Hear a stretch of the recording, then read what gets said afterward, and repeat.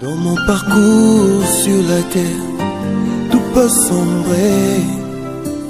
Shalom frères et sœurs dans les Seigneurs et tous les téléspectateurs de notre chaîne Dr Dadidan Kadima officielle sur YouTube et tous les amoureux de la parole de Dieu, tous ceux qui nous suivent régulièrement sur notre chaîne, que le Seigneur vous bénisse. Nous sommes encore là aujourd'hui pour la suite de nos enseignements sur le mystère de la création.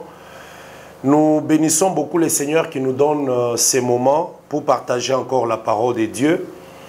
Et nous encourageons encore tous les frères et sœurs qui nous suivent très régulièrement, qui de temps en temps partagent avec nous ces plaisirs autour de la parole de Dieu, ceux qui nous écrivent, qui nous posent des questions. Nous disons merci au Seigneur qui nous donne aussi la vie. Notre émission passée, nous avions dit que nous avons connu un grand moment de silence suite à certaines activités, beaucoup d'occupations. Mais le Seigneur nous fait grâce maintenant, nous sommes de retour sur ces plateaux et chaque fois nous allons partager avec vous la parole très régulièrement par la grâce de Dieu. Ceux qui nous suivent d'habitude, nous savons que nous sommes à notre 9e émission, notre 9e enregistrement sur ce thème qui parle du mystère sur la création. La création, c'est un mystère et nous savons que le Seigneur Dieu de grâce a besoin que le peuple arrive à la connaissance de la vérité et que le peuple augmente dans cette connaissance. Voilà pourquoi encore aujourd'hui, Dieu nous fait grâce. Aujourd'hui, le 1er septembre 2022, nous sommes là encore ensemble pour partager ces moments. Nous allons exploiter la suite de la deuxième journée de la création, le deuxième jour de la création. Ceux qui nous rejoignent ou qui nous suivent aujourd'hui pour la première fois, nous demandons que vous puissiez vous abonner. Regardez bien le bas de votre écran, vous allez voir une mention s'abonner, vous cliquez sur s'abonner. Ça vous permet de recevoir des notifications chaque fois que nous avons de nouvelles publications, que vous soyez à la page. Et aussi, ça vous permet de rentrer un peu en arrière, voir les anciennes publications que vous avez manquées, les anciennes prédications. Vous pouvez aussi vous connecter de temps en temps pour suivre les émissions précédentes. Vous pouvez aussi nous suivre sur notre page Facebook, Dan Kadima. Vous aurez aussi l'occasion de suivre différentes prédications par la grâce de Dieu. Que le Seigneur vous bénisse. Nous saluons tous les bien-aimés qui nous suivent régulièrement, tous les serviteurs des dieux de l'église des dieux de Lubumbashi, ainsi que l'église des dieux de Kolwezi. Là, vous êtes en train de nous suivre de très loin, vous qui nous suivez peut-être dans d'autres continents, en Amérique, en Europe et partout. Nous sommes à Lubumbashi, en République démocratique du Congo. Donc, vous pouvez nous joindre en vous connectant ou en nous appelant sur le numéro qui s'affiche au bas de votre écran. Sur ce numéro aussi est sur WhatsApp. Vous pouvez nous écrire de temps en temps, poser vos questions, envoyer vos suggestions et nous serons très contents de les recevoir. Que le Seigneur vous bénisse abondamment. Nous allons prendre une minute pour dire un mot au Seigneur avant d'entrer dans les vifs de notre sujet d'aujourd'hui. Seigneur, nous te bénissons, nous te rendons grâce. Te disons merci pour ce moment que tu nous accordes par ta miséricorde. Nous prions que le Saint-Esprit nous donne la compréhension des Écritures, l'ouverture de la pensée de Dieu, afin que tous ceux qui nous suivent soient édifiés. Que ta grâce, Seigneur, nous accompagne tout au long de cette émission, au nom de Jésus-Christ. Amen. Bien-aimés, soyez bénis au nom de Jésus-Christ. Nous sommes déjà en train de parler du deuxième jour de la création, les mystères qui se trouvent tout autour de ce deuxième jour de la création. Qu'est-ce que le Seigneur cache dans cette création? Qu'est-ce que le Seigneur a enfoui dans cette création afin que les peuples puissent découvrir? Lorsque nous lisons Proverbes chapitre 25, la Bible nous dit au verset 2 que la gloire de Dieu, c'est de cacher des choses. Mais la gloire des rois, c'est de sonder des choses. Donc, lorsque Dieu fait des choses, il cache certaines choses derrière ces mouvements prophétiques. Lorsque Dieu est en train de réaliser certaines choses dans la création, il est en train de cacher certaines pensées. Et le Saint-Esprit vient après pour révéler quelle était la pensée de Dieu. Alors, en fait, Dieu, pour faire quelque chose dans le temps, il commence d'abord par préparer cela dans le temps passé. Et il vient accomplir. C'est ainsi que le Saint-Esprit, lorsqu'il est arrivé, il a aidé les apôtres à comprendre les pensées cachées de Dieu. Notre passage de base que nous aimons toujours lire et que nous ne cesserons pas de lire pendant que nous exploitons ce thème, c'est Matthieu chapitre 13, que je vais lire très rapidement parce que c'est un passage que nous lisons dans chaque émission, afin que ceux qui nous suivent comprennent pourquoi nous parlons des choses cachées. Matthieu chapitre 13, le verset 34 à 35 nous dit ceci. Jésus dit à la foule toutes ces choses en parabole. Il ne lui parlait point sans parabole, afin que s'accomplisse ce qui avait été annoncé par le prophète. J'ouvrirai ma bouche en parabole, je publierai des choses cachées depuis la création du monde. Voilà. Donc, depuis la création du monde, il y a des choses cachées que Dieu est en train de publier, mais au travers de Jésus-Christ. Or, Jésus-Christ a dit, je ne peux pas tout vous dire maintenant, il faut que je m'en aille. Et lorsque le Saint-Esprit viendra, il vous révélera des choses cachées. Donc, ça veut dire que Jésus-Christ, quand il était sur la terre, il a ouvert la bouche en parabole et il a publié des choses cachées depuis la création. Il est parti, il a envoyé le Saint-Esprit.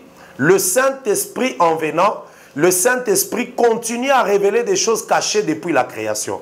Voilà pourquoi depuis la création, il y a tant de choses que les gens se posent comme questions. Mais toutes ces choses, les réponses se trouvent dans les Écritures.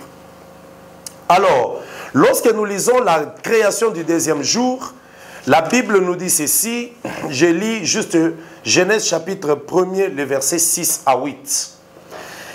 La Bible dit, Dieu dit qu'il y ait une étendue entre les eaux et que cette étendue sépare les eaux d'avec les eaux.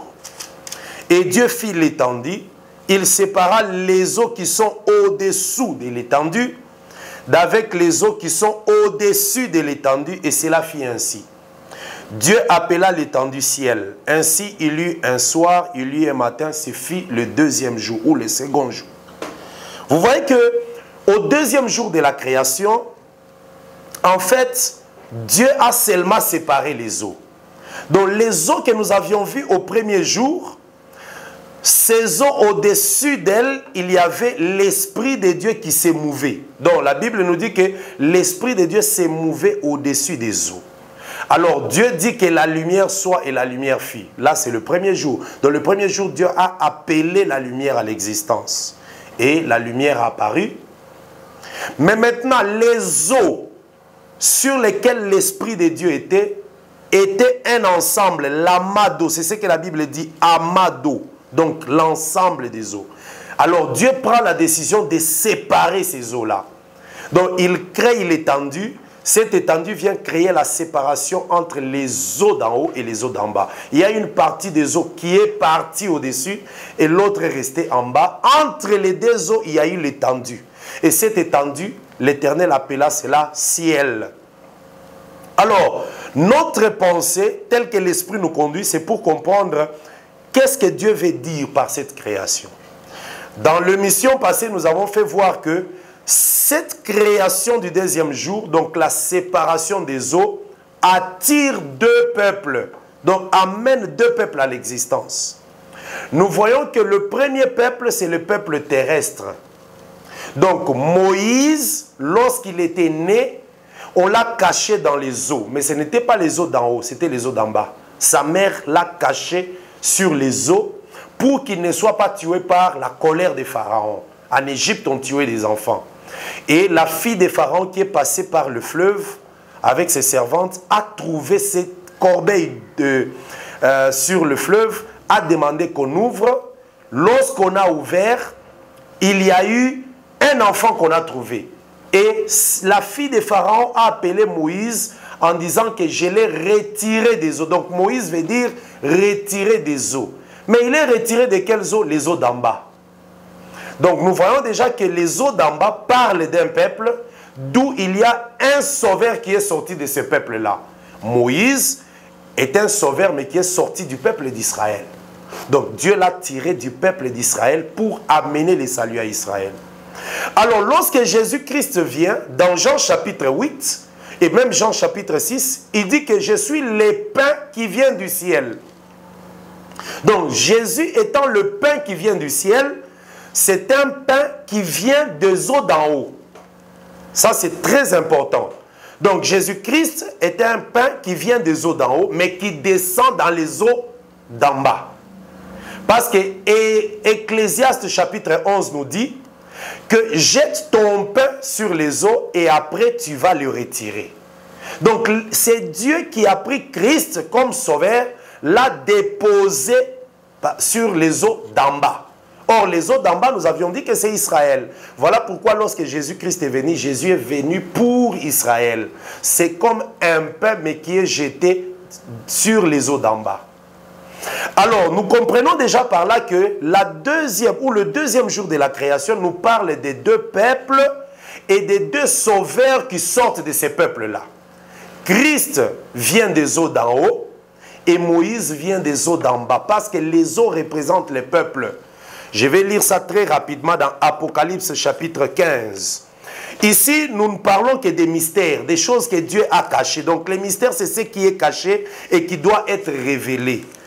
Alors ici nous lisons Apocalypse chapitre 17. La Bible nous dit ceci au verset 15. Il me dit, là c'est l'ange qui parle à Jean. Il me dit, les eaux que tu as vues, sur lesquelles la prostituée est assise, ce sont des peuples, des foules, des nations et des langues. Donc les eaux que l'apôtre a vues dans la vision, ce sont des peuples, des foules, des langues, des nations. Donc les eaux représentent des peuples. Alors les eaux d'en bas représentent les peuples terrestres, qui est Israël. Mais les eaux d'en haut représentent un peuple céleste qui est l'Église. Or, l'Église et Israël, c'est toujours le peuple de Dieu. Ce sont les fils d'Abraham, mais qui se sont séparés à un moment. Israël est peuple d'Abraham par la loi ou par le sang. Mais l'Église, c'est le peuple, les descendants d'Abraham, mais par la foi. Mais à un moment, il y a eu séparation.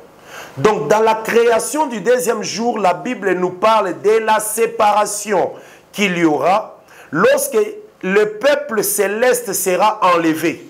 L'Église sera enlevée, ils iront dans l'enlèvement. Il y aura un peuple qui va rester, les terrestres. Donc, les eaux d'en bas, ce sont des nations qui vont rester, mais les eaux d'en haut, c'est l'Église qui est enlevée, qui part pour l'enlèvement.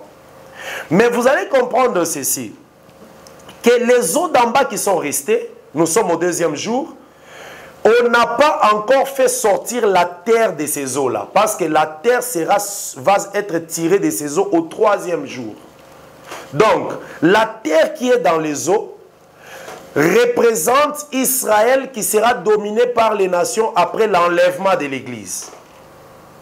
Donc, lorsque le Seigneur Jésus-Christ viendra, l'Église sera enlevée pour les noces. L'Église va partir comme les eaux d'en haut.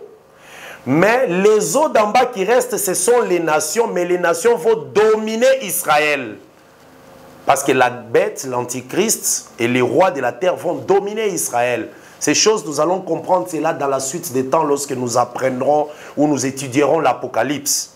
Donc, les eaux d'en bas qui sont restées représentent les nations. Nous venons de lire ça dans Apocalypse 17, verset 15.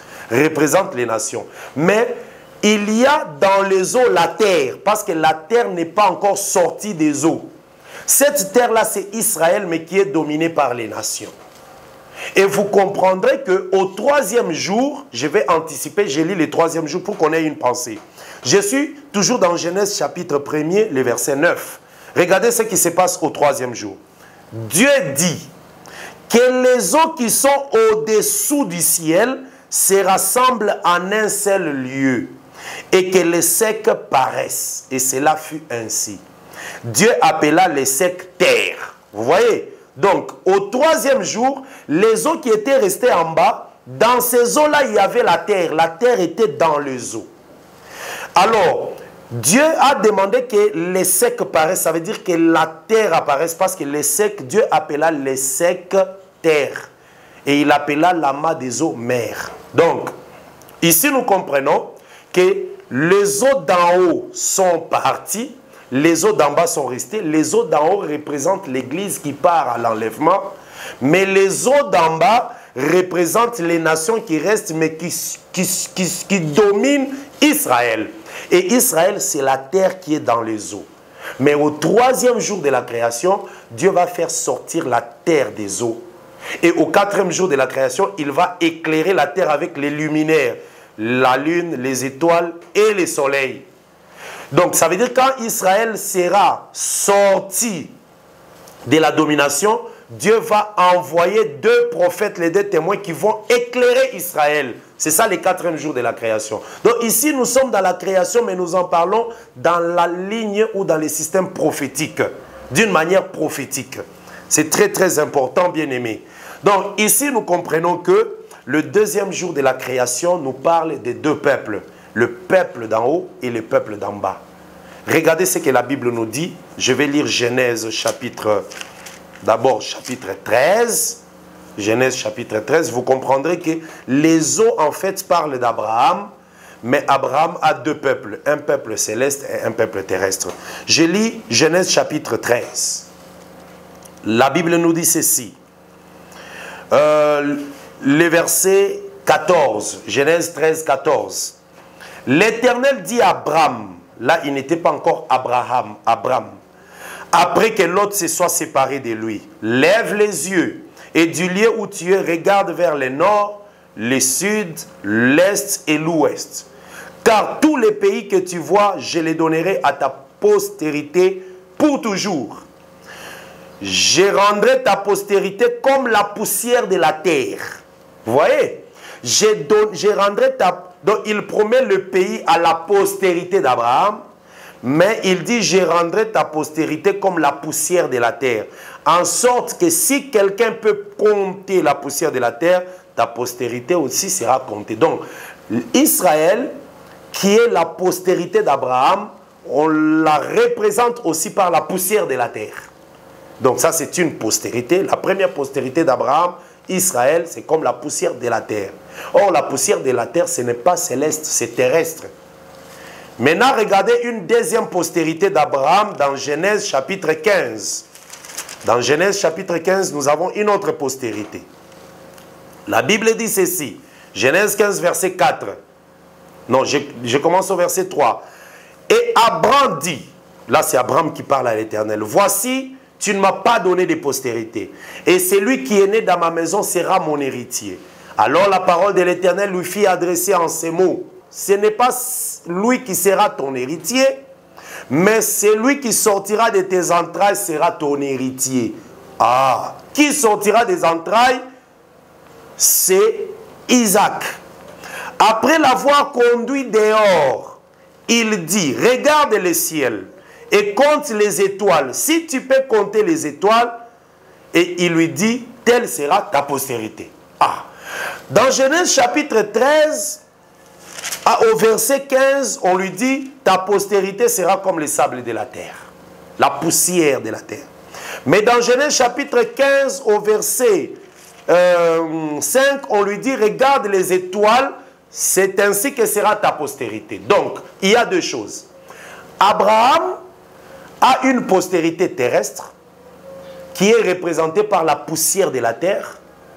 C'est ça même que nous disons que c'est ça les eaux d'en bas. Et Abraham a une postérité céleste qui est représentée par les étoiles du ciel. C'est ça la postérité céleste. Mais on lui dit, quand on lui a parlé de la postérité céleste, on lui a dit qu'il y aura un fils qui naîtra de toi. Donc, ici, nous comprenons que Isaac, c'est le fils, mais qui est représenté par la postérité céleste. Mais Ismaël, c'est le fils, mais qui représente la postérité terrestre. Ici, c'est ce que nous voyons dans Genèse. Mais c'est l'apôtre Paul qui nous explique ça très bien dans Galates. Donc, ici, c'est très important. Galates nous dit quelque chose. Ceux qui nous suivent, Pour la première fois, nous vous demandons de vous abonner. Regardez au bas de votre écran, vous allez juste voir une mention s'abonner. Cliquez là et vous allez recevoir de temps en temps des notifications pour la suite des émissions. Et vous pouvez aussi nous appeler au numéro qui s'affiche au bas de votre écran. Galates chapitre 3, je vais lire cette pensée. Galates chapitre 3, le verset 16. Écoutez ce que l'apôtre Paul dit. Il parle d'Abraham. Il dit, « Or, les promesses ont été faites à Abraham et à sa postérité. » Souvenez-vous de la postérité dont on a parlé dans Genèse chapitre 13 et Genèse chapitre 15. Il n'est pas dit aux postérités comme si c'était au pluriel. Alors que là-bas, on nous a parlé de la postérité terrestre, poussière de la terre, et postérité céleste, les étoiles du ciel. Comme s'il s'agissait de plusieurs, ou de plusieurs, oui. Mais en tant qu'il s'agit d'une seule, et à ta postérité, c'est-à-dire à Christ. Donc la postérité d'Abraham, c'est Christ. C'est ça ce que Paul nous dit. Il est révélé par l'Esprit. Donc la postérité d'Abraham, qui est Christ, dans l'ombre, c'est Isaac. Isaac parle de Christ. Mais Ismaël parle d'Israël aussi. Donc Christ parle de la postérité céleste, mais Ismaël parle de la postérité terrestre. Et il dit encore ceci, Galates chapitre 4. La Bible nous dit ceci dans Galates chapitre 4 au verset 21. « Dites-moi, vous qui voulez être sous la loi, n'entendez-vous point la loi? Car il est écrit qu'Abraham eut deux fils, un fils de la femme esclave et l'autre de la femme libre. Mais celui de l'esclave naquit selon la chair, et celui de la femme libre naquit en vertu de la promesse. » Qui est naquit selon la chair? C'est Ismaël qui venait de Agar. Qui naquit selon la promesse? C'est Isaac qui venait de Sarah. Verset 24. Ces choses sont allégoriques, ça veut dire ces choses sont des images. Car ces deux femmes représentent deux alliances. Voilà, que Dieu soit loué. Si ces deux femmes représentent deux alliances, donc les deux fils aussi représentent deux peuples qui sortent de ces alliances. Isaac représente le peuple de la nouvelle alliance et Ismaël représente le peuple de l'ancienne alliance. Alors, l'une du mont Sinaï, or Sinaï, c'est ça la montagne d'où est venue la loi, elle enfanta pour la servitude, c'est Agar. Et Agar, c'est le mot Sinaï en Arabie et elle correspond à la Jérusalem actuelle. Ah, voilà, donc, Ismaël représente la Jérusalem actuelle qui est en Israël, en Palestine. Mais la Jérusalem d'en haut est libre. Vous voyez, la Jérusalem d'en haut, c'est ça les eaux d'en haut. Mais la Jérusalem terrestre, c'est ça les eaux d'en bas. Voilà pourquoi Moïse, qui vient d'Israël terrestre, est sorti des eaux d'en bas. Mais Jésus-Christ, qui vient des eaux d'en haut, il est le pain qui descend d'en haut. Donc voilà un peu la pensée que nous voulons vous donner sur la création du deuxième jour, qui nous parle des deux alliances, des deux peuples et des deux prophètes qui sont venus de ces deux alliances-là. Donc nous avons deux alliances. L'ancienne alliance qui est venue par Moïse, la nouvelle alliance qui est venue par Christ. C'est ça ce que l'apôtre Jean nous dit dans Jean chapitre 1 verset 17. La loi est venue par Moïse, la grâce et la vérité sont venues par Jésus-Christ. Or, la grâce, c'est ça même ce qui est venu d'en haut. Mais la loi est venue de la terre. Voilà pourquoi on a donné la loi à la montagne Sinaï. Et la grâce, c'est la Sion céleste, la Jérusalem céleste. Donc, bien-aimés dans le Seigneur, voilà ce que nous pouvions dire aujourd'hui par rapport aux eaux d'en haut et les eaux d'en bas. Je vais terminer par quelque chose que nous allons expliquer la séance prochaine, toujours quand nous parlons du deuxième jour de la création. Lorsque vous regardez les jours de la création, du premier jusqu'au sixième jour, chaque jour après la création, l'Éternel disait quelque chose. Il disait toujours « et cela fut bon ». Au premier jour, il a dit « l'Éternel vit que cela était bon ». Il y eut un matin et il y eut soir. Vous voyez? Donc là, verset 4, Dieu vit que la lumière était bonne. Là, c'est le premier jour. Le troisième jour aussi, quand il a créé les herbes, la verdure, il a dit que cela était bon. Le quatrième jour, il a créé les luminaires, soleil, lune, étoile. Il a dit que cela était bon. Et ce fut le quatrième jour. Quand il a créé les animaux, il a dit aussi que cela était bon. Lorsqu'il a créé l'homme aussi, il a dit que cela était très bon. Mais au deuxième jour, Dieu n'a jamais dit que cela était bon. Si vous lisez votre Bible, vous constaterez cela. Donc la création du deuxième jour, lorsque nous lisons, il n'y a aucun endroit où Dieu a dit que cela était bon. Nous nous posons des questions. Est-ce qu'en en séparant les eaux, Dieu n'était pas content? Oui, Dieu n'était pas content prophétiquement. Je vais expliquer cela. Pourquoi? Parce que lorsque nous allons dans la maison d'Abraham, il y avait Agar avec son fils Ismaël, Sarah avec son fils Isaac. Les jours où Sarah a dit à Abraham, chasse cette servante et son fils, la Bible dit qu'Abraham n'était pas content. Il n'était pas bon que Ismaël sorte de cette maison. Vous voyez pourquoi Dieu n'a pas dit qu'il était bon le deuxième jour? C'est parce qu'il y avait séparation. Je vais lire ça dans Genèse. Nous allons terminer par là. C'est juste pour vous donner la pensée de ce qu'on va dire la séance prochaine pour que vous ne manquiez pas. La Bible nous dit dans Genèse 21. Nous allons terminer par cette pensée. Genèse 21, le verset 8. Je lis au nom de Jésus-Christ. L'enfant grandit et il fut sévré. L'enfant qui grandit, c'est Isaac. Et Abraham fit un grand festin les jours où Isaac fut sévré. Ça veut dire quand on l'a enlevé au sein maternel. Sarah vit les fils d'Agar en train de rire. Agar qui était l'Égyptien et qui avait enfanté Abraham. Et elle dit à Abraham, chasse cette servante et son fils, car le fils de cette servante n'héritera pas avec mon fils, avec Isaac. Cette parole déplut fort aux yeux d'Abraham à cause de son fils. Vous voyez? Donc, Sarah a dit à Abraham, chasse Agar avec son fils parce que je vois Ismaël en train de rire. Il ne peut pas hériter avec mon fils. Mais qui avait permis que Ismaël vienne? C'est Sarah qui avait dit, va chez ma servante, vous puissiez avoir un enfant. Mais les jours où le fils Ismaël commençait à rire en regardant Sarah et Isaac, Sarah n'était pas content, il a demandé qu'on chasse.